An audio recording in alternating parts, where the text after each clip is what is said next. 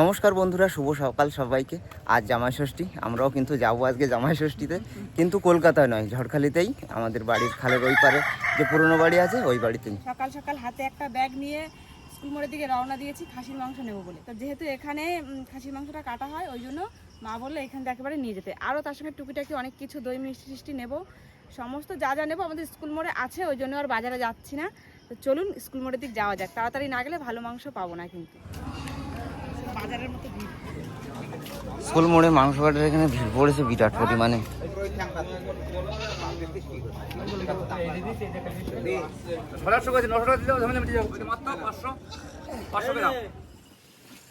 এক গাদা জিনিসপত্র নিয়ে টোটো করে যাচ্ছি এখন। চলো।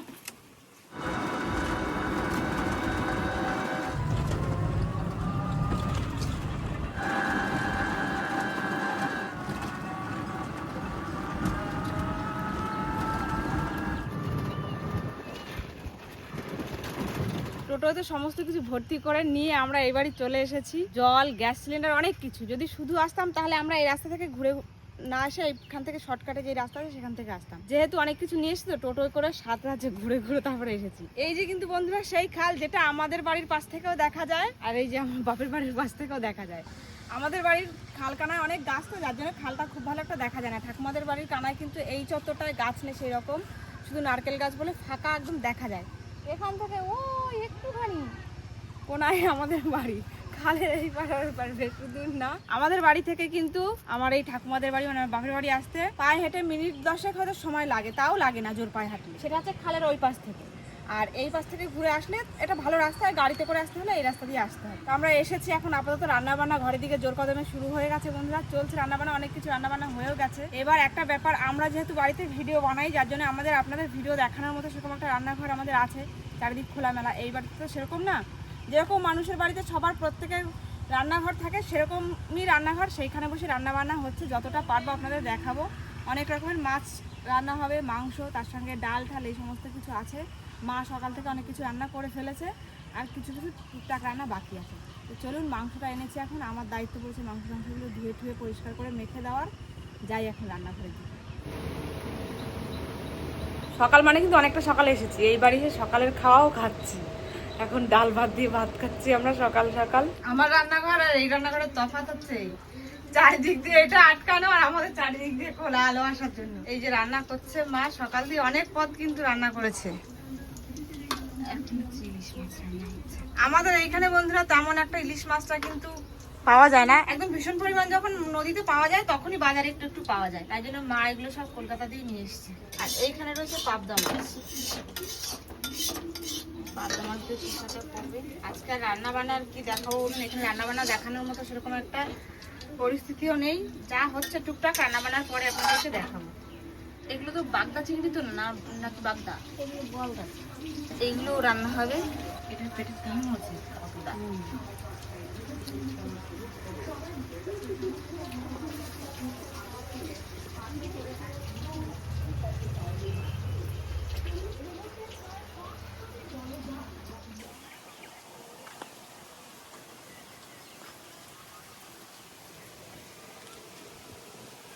রাস্তা দিয়ে দইওয়ালা যাচ্ছে, মানে আমাদের এখানে পাড়ায় পাড়ায় হেঁটে একটা কাকু দই বিক্রি করতে আসে। আমরা যখন একদম ছোট ছিলাম তখন থেকে দেখে আসছি।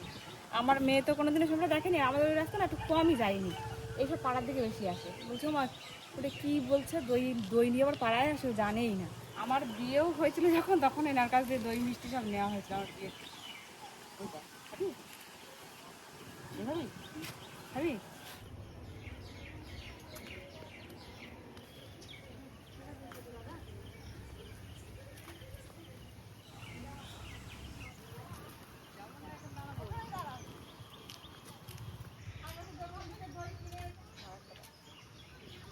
আমরা যখন ছোট ছিলাম তখন এরকম তাল পাতার চামচ দিত, এখনো দেখুন। আর এই পাড়ায় পাড়ায় ঘুরে উনি দই বিক্রি করে, না ফ্রিজে থাকে না কিচ্ছু, খেতে কিন্তু দারুণ। আমাদের দই দোকানের কাপড় দই কেনা হয়ে গেছে, নাহলে এনার কাছ থেকে সব রাখা হতো। এই কদিন ধরে শুধু মেঘই করে যাচ্ছে। হালকা একদিন একটু বৃষ্টি হয়েছিল রাত্রে, তারপরে আর বৃষ্টির কোনো দেখাই নেই। এখন মেঘ রোদ সব মিলিয়েই রয়েছে, গরম প্রচণ্ড পরিমাণে। জামাই ষষ্ঠীতে গরম হবে না তাই বললে কি হয়? প্রত্যেক বছর এর মতো এবছরও জামাই ষষ্ঠীতে ভয়ানক গরম। এর গায়ে না পশম লেগে রয়েছে একটু ছোট ছোট, কাটার সময় মানে লেগে যায় একটু, তাই বাঁচছি আমি। আমি তো মাটন খাইও না, আমি জানি না, আমি তো ঘরে যেরকম মাংস ধরেছিলাম ধুয়ে দিয়ে দিচ্ছিলাম, বলছে গায়ে পশম লেগে থাকে বাস। দেখছি কিছু কিছু পিসে আছে, কিন্তু খাসির মাংস এরকম প্রচণ্ড লাল হয়, তো সেরকমই তো আমার বাড়ির মোরগের মাংস যেরকম হয় সেরকম, তার দিয়েও মাঝে মাঝে মোরগের মাংস লাল হয়। আচ্ছা আচ্ছা। আর এগুলো কিন্তু বন্ধুরা আমাদের এখানে একদম দেশি খাসি, রেয়াজি খাসি আমাদের এখানে পাওয়া যায় না। রেয়াজি খাসি তো জানি পাওয়া যায় না, আজকে যা গরম পড়েছে আর কি বলবো, এই গরমের মধ্যে কিন্তু মা অনেক কষ্ট করে রান্না বান্নাগুলো করেছে। আর এইখানে সত্যি কথা দেখানোর মতো পরিস্থিতি নেই, অল্প জায়গার মধ্যে অনেক মানুষ আর অনেক রান্না বান্না হয়েছে, তো যার কারণে কিন্তু দেখাতে পারি কোনোটাই। আর এত পদের রান্না হয়েছে সেইভাবে রেসিপি হিসাবে দেওয়া সম্ভব না, তো বলে দিচ্ছি কি কি রান্না হয়েছে। এখানে দেখুন, এই যে পাবদা মাছ রান্না হয়েছে, এটা এইখানে হয়েছে, এইগুলো হচ্ছে পার্শে মাছ, তুলছি এখন সব সাজানো চলছে। এই যে হয়েছে কিছু পোনা মাছ রান্না, এই যে চিংড়ি মাছের মালাইকারি হয়েছে, আর ইলিশ মাছ হয়েছে, এখানে পাঁচ ভাজাও হয়েছে। মা আজকে রান্না করছে একদম জামাইদের মন ভরে খাওয়াবে, মাছ জামাইরা তো আছেই, ঠাকুমার জামাইও আছে, আমি এখন গোছাচ্ছি সব। আর পিঠে পায়েসও কিন্তু আছে, ওই তিনটেতে। এত পদের রান্না, জামাইরা আজকে দেখে হার্ট ফেল করবে। ক্যামেরার ওই পরে আপনাদের রাজীব দাতেও দেখে বলছে বাবা এই তো খাবার দেখেই আমার পেট ভরেছে, খাবো কি করে এত। ঠিক আছে, আমরা সামাল দেওয়ার জন্য আছি। বলছে যার যার পরিবার নিয়ে শেষে বসে যাবে, আমার মার কথা, এক এক প্লেট করে সাজিয়ে দেবো না, সমস্ত সবকিছু দিয়ে তার তার পরিবার নিয়ে খেয়ে উঠবে। এই যে হচ্ছে খাসির মাংস, মা তো এমনি মাংস খুব ভালো রান্না করে, মাংস না শুধু সবকিছুই মা খুব ভালো রান্না করে, আর খাসির মাংস বিশেষ করে ওর বেশি প্রিয়। এটা প্রেসার কুকারে রান্না হচ্ছে, খাসির মাংস যেহেতু একটু শক্ত হয়, খেয়ে যারা খায় তারা বলবে কিরকম হচ্ছে, আমরা খাইও না, সাজিয়ে নি বন্ধুরা। এর মধ্যে যা গরম, আমার কাছে দিয়ে দেবো, আমি তুলে দিই উপরে জায়গা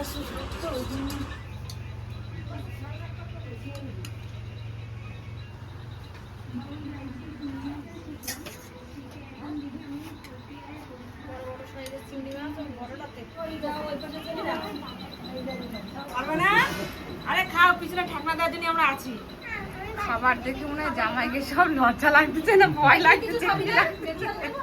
লজ্জা ভয় কিছুই না, কিছুই না, তাহলে আনন্দ, সবই আনন্দ। আস্তে আস্তে সবাই মিলে খেতে হবে। হ্যাঁ, অনেক খাই না বলে আমাকে খবর দিও, ঠিক আছে? আমরা দূরে দিই, দাঁড়ায় খবর দেওয়া, খবর দিয়ে থাকো, খবর দেওয়া। এই হচ্ছে কিন্তু আমার ঠাকুমার জামাই, ঠিক আছে? ঠাকুমার বড় জামাই, এই যে সাজাই গুজাই ঠাকুমার বড় জামাইটাও দিয়েছে, আর এই হচ্ছে আমার মা পিসিদের জামাই, দুজন এসেছে মাত্র এই বছর। নাও তোমরা শুরু করো। আর এদিকে দেখুন আমাদের কত কুচো মেম্বার, এরা হচ্ছে আমার মেয়ের এই পাড়ার বান্ধবী। খাবার দেখে হাসাহাসি করা শুরু করতেছে, কোথা দিয়ে খাবে মনে হয় খুঁজে পাচ্ছে না। এক মাথাটা শুরু করবা আর এক মাথা নিয়ে খুলে দেবো।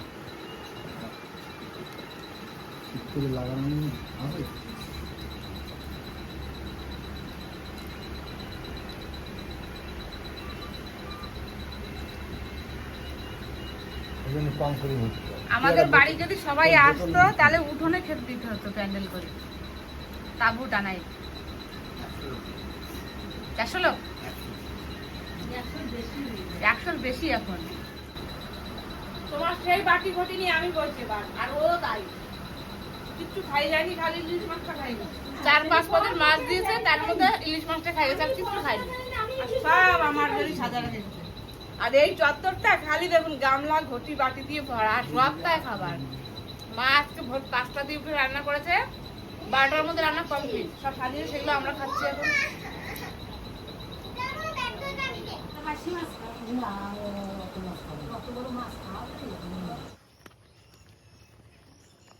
খাওয়া দাওয়া এত চাপে হয়ে গেছে, খাওয়া দাওয়ার পরে আমরা এখন ঢিক করতে করতে বাড়ির দিকে যাচ্ছি। আজকের দিনটা থাকতাম বন্ধুরা, আমার মা তো নেই, চলে গেছে, মাও বিকালে এক্ষুনি আগে বেরিয়ে গেল, আর আমরাও ওই জন্য বাড়ি চলে যাচ্ছি। কালকে ছিলাম, কালকে রাতটা ছিলাম, কিন্তু আজকে আর থাকিনি, বাড়ির দিকে যাই আস্তে আস্তে।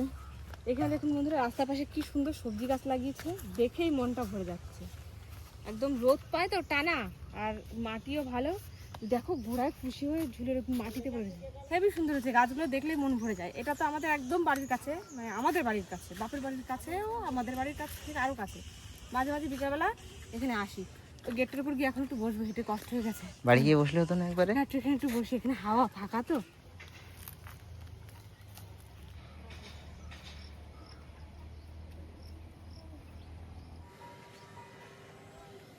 প্রায় দিন বিকালবেলা আমার মেয়ে খেলতে খেলতে এখানে আসে, এখানে এসে বসে, ওরা 2-3 জন আছে, আমরাও আসি মাঝে মাঝে। এখানে ফাঁকা তো, জলের হাওয়াটা লাগে, আর এমনি তাছাড়াও যে হাওয়া, সেই হাওয়াটাও লাগে, খুব ভালো লাগে এখানে বসতে।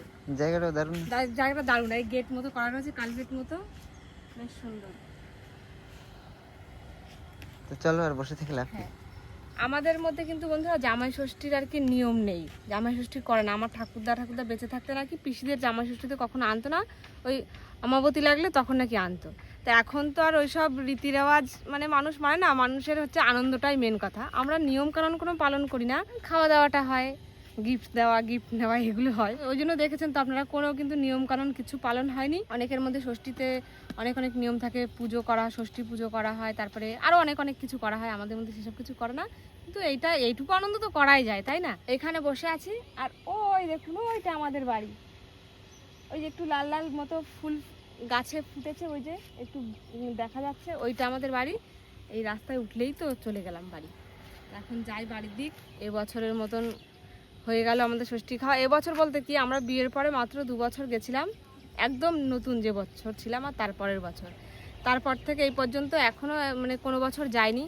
তা সবার বাড়িতে তো জামাই মেয়ে যায়, আনন্দ হয়, সবাই আনন্দ করে, ইচ্ছা সবারই মনে মনে হয়। আর আমাদের কি বলুন তো, কলকাতাতে অতিরিক্ত গরম, আর বাবা মা তো ভাড়া বাড়িতে থাকে, আপনারা সবাই জানেন। তো ওইখানে ছোট ঘর, আর এত দূর থেকে কষ্ট করে না আমাদের গিয়ে সত্যি বন্ধুরা খুব কষ্ট হয়। তো গরমকালে সেরকম একটা যাই না বলতে গেলেই চলে, খুব যদি দরকার না থাকে। আমরা এই বর্ষা পড়বে, শীতকাল, এই সময়টা বেশি যাওয়া পড়ে কলকাতায়। আর এইখানে ঠাকুমা আছে, তাই মাকে বললাম তাহলে ঠাকুমা তো একা একা আছে, তোমরা এখানে আসো, তাহলে ঠাকুমারও একটু ভালো লাগবে, আমাদেরও মজা হবে। তো যাই হোক, ভিডিওটা আজকের মতো আমরা এখানেই শেষ করছি। কেমন লাগলো আপনাদের সম্পূর্ণ ভিডিওটা জানাবেন। সবাইকে টাটা, সবাই ভালো থাকবেন, সুস্থ থাকবেন, আর সবার জামাই ষষ্ঠী কেমন খাওয়া হলো কমেন্ট করে জানাবেন। মেঘ করে এসেছি, চলো বাড়ির দিকে দৌড় দিই, এখন যদি বৃষ্টি আসে আর আমরা ছুটে বাড়ি যেতে পারবো না, ভিজে যাবো।